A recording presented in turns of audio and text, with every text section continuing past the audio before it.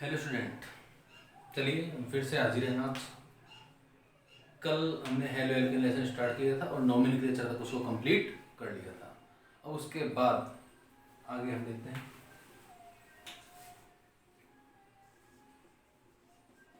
Hello एल्केनो में CX बंध की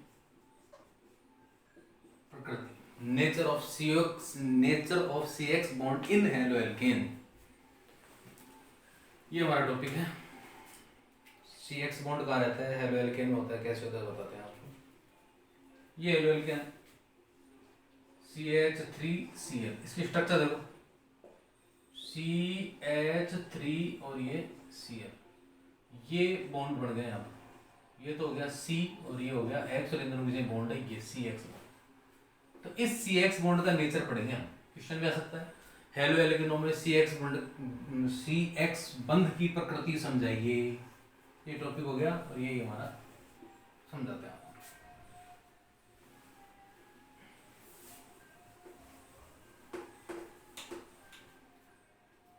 सबसे फर्स्ट CX बंध के नेचर, 5 बातें हैं। पहली बात, CX बंध में हेलोजन जिस कार्बन से जुड़ता है उस पर sp3 हाइब्रिडाइजेशन होता है, संकरण होता है। पहला पॉइंट लिख सकते हैं अपन नंबर डाल के। हेलो एल्केनो में हेलोजन जिस कार्बन से जुड़ा होता है उस पर sp3 संकरण होता है, ये पहला पॉइंट। नंबर 2, इस CX बॉन्ड की फॉर्मेशन, निर्माण किससे होता है? इस पर तो है sp3 संकरण, इसके होते हैं p कक्षक भाग लेते हैं। sp3p अतिव्यापन, ओवरलैपिंग,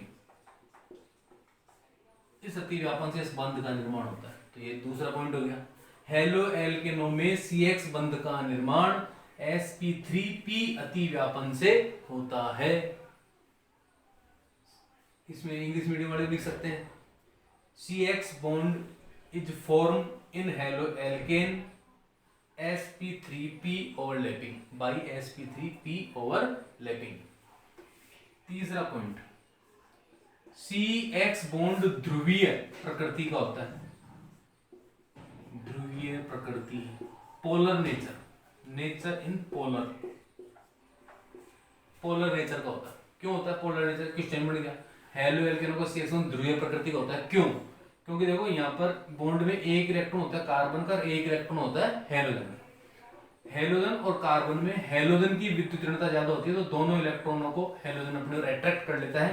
तो इसके ऊपर तो आ जाता है नेगेटिव चार्ज, कार्बन पर आ जाता है पॉजिटिव। ये दे रहा है, ये तो ले रहा है और ये दे रहा है, तो ये प्लस माइनस आने के कारण इसको क्या बोलते हैं? ध्रुवीय, इसलिए ध्रुवीय प्रकृति का होता है।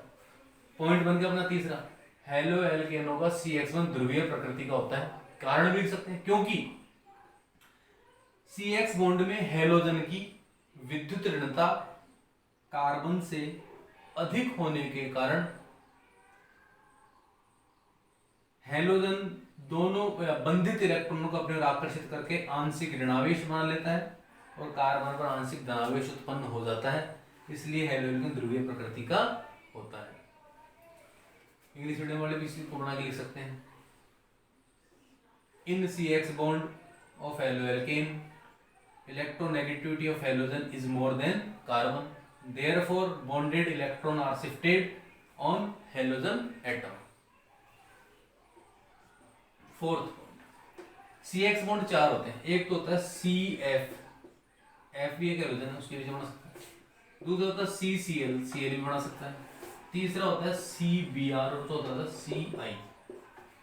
4 प्रकार के CX बॉन्ड होते हैं, 4 हेलोजन होते हैं तो 4 बॉन्ड बनते हैं। तो बॉन्ड लेंथ, बंध लंबाई, सबसे लंबा बंध ये होता है, तो बंध लंबाई का क्रम ये हो गया इसका। क्या का क्रम ये? बंध लंबाई का क्रम, order of bond length. CX bond की बॉन्ड लेंथ सबसे लंबा बॉन्ड ये होता है क्योंकि इसका साइज सबसे बड़ा होता है। जैसे इन दोनों बात करें, C का साइज सब में सेम है, F का साइज ये हो गया, तो बॉन्ड बन गया ये। अब साइज बढ़ता जा रहा है, C का साइज तो ये, I का साइज होता है ये, तो तो ये बॉन्ड लंबा होगा, इसलिए CH बॉन्ड में CI बॉन्ड सबसे लंबा बंध है। चौथा पॉइंट लिख सकते हैं, बंध लंबाई के क्रम निम्न होते हैं। अब लास्ट पॉइंट जो होता है पांचवा होता है बंध ऊर्जा। यही बॉन्ड है CCl, CBr एंड CI। बंध ऊर्जा बॉन्ड लेंथ की हमेशा अपोजिट होती है, इनवर्स होती है। तो बंध ऊर्जा इससे ज्यादा होती है। बंध ऊर्जा का मतलब होता है बॉन्ड एनर्जी का मतलब होता है इस बॉन्ड को तोड़ने में ज्यादा एनर्जी चाहिए, क्योंकि इसकी नेगेटिविटी ज्यादा है, ज्यादा अट्रैक्शन पावर होती है, पकड़ के मजबूती से रखता है। तो बंध ऊर्जा का क्रम ये हो गया, बंध ऊर्जा का बॉन्ड लेंथ का, जिसकी बॉन्ड लेंथ सबसे ज्यादा उसकी बंध ऊर्जा सबसे कम होती है। तो हमको ये 5 पॉइंट लिखने पड़ेंगे अगर हमारा क्वेश्चन आ जाता है हेलो एल्केनों में CX बंध की प्रकृति समझाइए। पहला पॉइंट, हेलो एल्केनों में CX बंध में कार्बन पर sp3 संकरण पाया जाता है। दूसरा पॉइंट, हेलो एल्केनों में CX बंध का निर्माण sp3p अतिव्यापन से होता है। तीसरा पॉइंट, CX बंध ध्रुवीय प्रकृति का होता है क्योंकि हेलोजन की विद्युत कार्बन से ज्यादा होती है, इसलिए दोनों इलेक्ट्रॉन हेलोजन पर आ जाते हैं, माइनस बन जाता है, कार्बन पे प्लस चार्ज आ जाता है, इसलिए ध्रुवीय प्रकृति का होता है। बंध लंबाई CI की लंबाई सबसे ज्यादा होती है, CI की सबसे छोटी होती है आकार के कारण, ड्यू टू साइज। बंध लंबाई का जस्ट उल्टा होता है बंध ऊर्जा, जिसकी जितना लंबा बंध होता है उतना ही वो कमजोर होता है, उतनी जल्दी टूट जाता है। तो ये बंध सबसे लंबा था, इसलिए सबसे जल्दी टूटेगा, इसकी ताकत कम देनी पड़ेगी, बंध ऊर्जा कम ये होता है। ये 5 पॉइंट आराम मैंने बोल के भी लिख दिया, आप वीडियो पॉज कर करके लिख भी सकते हैं, नोट्स भी बना सकते हैं और ऐसे थोड़ा समझ भी आ सकता है। ये हमारा नेक्स्ट टॉपिक हो गया हेलो एल्केनों में CX बंध की प्रकृति। अब हम चलते हैं मेथड ऑफ प्रिपरेशन की तरफ। अब हम हेलो एल्केन बनाने के मेथड पढ़ेंगे, किस प्रकार से हेलो एल्केन बनाई जाती है, क्या क्या मेथड है। नोट्स भी बना सकते हैं, मैं बहुत सरल लैंग्वेज में आपको समझा रहा हूँ, पढ़ा रहा हूँ, बिल्कुल नोट्स बन सकते हैं। हेलो एल्केन बनाने की विधियां, मेथड ऑफ प्रिपरेशन।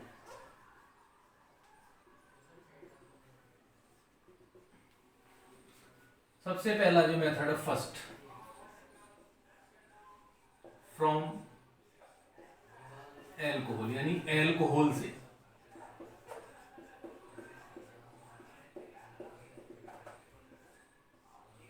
हम एल्कोहल से हेलो एल्केन बना सकते हैं। देखिए कैसे, एल्कोहल का फॉर्मूला होता है ROH, अब ये लिख दी एल्कोहल होता है ROH।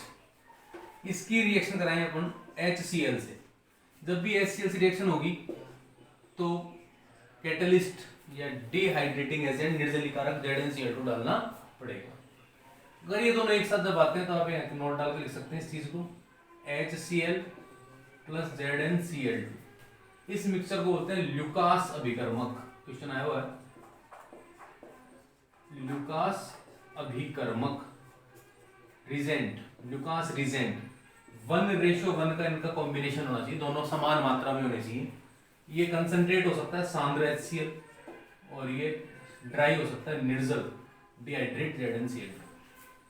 तो इसको ल्यूकास अभिकर्मक कहते हैं इस मिक्सचर को। इन दोनों की रिएक्शन होती है डालने पर, एल्कोहल तो अपना OH और HCl से H पर होता है पॉजिटिव चार्ज, OH पे तो नेगेटिव, इसलिए दोनों रिएक्ट करके क्या बना लेंगे H2O।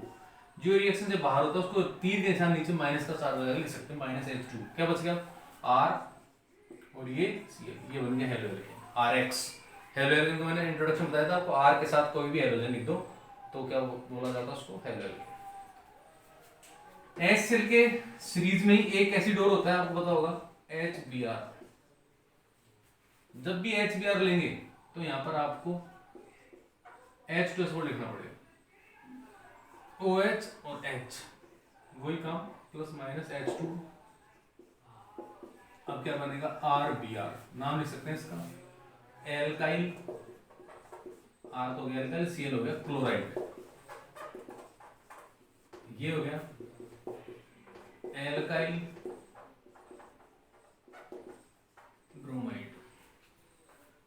इसी सीरीज में एक एसिड और होता है हेलोजन एसिड कहते हैं इनको, HI। जब HI लेंगे तो कुछ कैटलिस्ट की जरूरत नहीं है, यहाँ से OH और यहाँ से H, क्या आगे बाहर H2 और ये बन गया RI, ये बन गया एल्काइल आयोडाइड। अब बात ये आती है सर, पूछने का क्वेश्चन मैं पूछ लेता हूँ क्योंकि बच्चों के दिमाग में जो चीज़ है वो मुझे पता है क्या होगी। सर वहाँ Z लिया, यहाँ H लिया, कुछ नहीं लिया, इसका मतलब क्या है?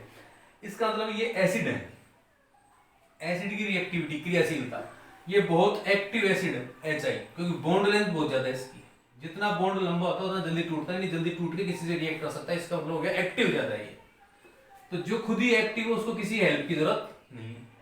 ये थोड़ा कम एक्टिव था इसलिए इसको थोड़ा सा वीक डिहाइड्रेटिंग एजेंट चाहिए था, और ये बिल्कुल रिएक्टिव नहीं है इसलिए इसको स्ट्रॉन्ग डिहाइड्रेटिंग एजेंट, प्रबल निर्जली कारक डाला हमने यहाँ पे, यानी जल निकालने के लिए बहुत स्ट्रॉन्ग चीज डाली।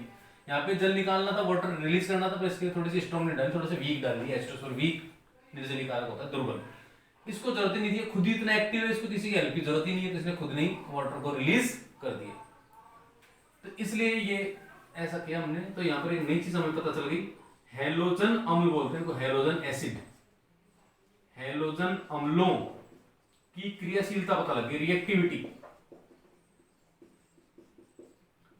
रिएक्टिविटी ऑफ हैलोजन एसिड क्या है? सबसे एक्टिव कौन है? HI से कम एक्टिव कौन है? HBr, HBr से कम एक्टिव कौन है? HC। एक नई चीज हमें पता चली है। एल्कोहल और भी तरीके बनाने के, एल्कोहल लो, PCl3C रिएक्शन करा सकते हैं। PCl3 को सब होता है क्या बोलते हैं? Phosphorus trichloride, phosphorus trichloride. जब भी PCl3 से किसी की भी रिएक्शन हो तो उसके पास वाले मॉलिक्यूल 3 होने चाहिए, ये फिक्स है। कोई सी भी रिएक्शन PCl3 से उसके पास जो भी अल्कोहल हो, एल्डिहाइड हो, कीटोन हो, कुछ भी, उसके 3 मॉलिक्यूल लेने पड़ेगा। PCl3 की रिएक्शन मुझसे कराऊंगा तो मैं भी 3 होना चाहिए, तब जाके रिएक्शन होगी। OH और यहाँ से P, 3H 1P 3O, तो लिख सकते हैं 3HH3PO3, फास्फोरस एसिड। बच गया 3R और 3 ही Cl है, 3 आगे लिखा हुआ है तो यहाँ लिख सकते हैं Cl, ये एल्केन बन गया। ROH, एल्कोहल से PCl5 भी ले सकते हैं, फास्फोरस पेंटाक्लोराइड, फास्फोरस पेंटाक्लोराइड। पेंटा लेंगे तब 5 मत ले लेना, बच्चों दिमाग लगा लेते हैं, यहाँ पे 3 था तो सर ने 3 लिया, यहाँ 5 है तो मैं यहाँ 5 ले लेता हूँ ना। PCl5 के साथ एक ही मॉलिक्यूल रिएक्ट कर जाता है। क्या क्या रिएक्शन होती है? PO से रिएक्ट करता है, PO, और 3 Cl इसको मिल जाता है, POCl3, phosphorus oxychloride, phosphorus oxychloride. नाम लिखते जाएंगे, नोट करते हैं सब, जितने ज्यादा नाम याद करोगे, फॉर्मूला याद करोगे, उतना ही ज्यादा ऑर्गेनिक केमिस्ट्री आपको इजी लगना लग जाएगी। अब बच गया अपने पास एक H, तो -H, Cl5 थे, 3 ले लिए, एक इसको दे दो HCl। अब हमारे पास एक Cl बच रहा है, R बच रहा है, RCl, ये एल्केन बन गया। तो एल्कोहल से बना रहे हैं अभी हम, ये एल्कोहल से HCl से बना सकते हो, HBr से बना सकते हो, HI से बना सकते हो, PCl3 से बना सकते हो, PCl5 से बना सकते हो, एक रिएक्शन हो रहा है उससे बना सकते हैं। अब इसमें बात आती है नेम रिएक्शन की। कुछ रिएक्शन के नेम साइंटिफिक नेम होते हैं, जैसे ये फर्स्ट रिएक्शन है, ये फर्स्ट रिएक्शन को बोला जाता है ग्रोव प्रक्रम, याद रखें, ग्रूव्स प्रोसेस। एग्जाम में क्वेश्चन आ जाता है ग्रोव प्रक्रम की अभिक्रिया लिखो, तो आप ये रिएक्शन लिख सकते हैं, योग्य, और किसी रिएक्शन का नाम अभी ये नेम रिएक्शन होगी। नेम रिएक्शन जितनी भी आप अलग से लिख लें, 3-4 नेम रिएक्शन कंपल्सरी हैं, आती है एग्जाम में। अभी एल्कोहल से बनाने का एक मेथड और रह गया, ये ग्रोव प्रक्रम याद रखें, ये ग्रोव नहीं है, ये ग्रोव नहीं है, ये भी ग्रोव नहीं है, ये भी ग्रोव नहीं है, ग्रोव प्रक्रम खाली ये ग्रूव प्रोसेस।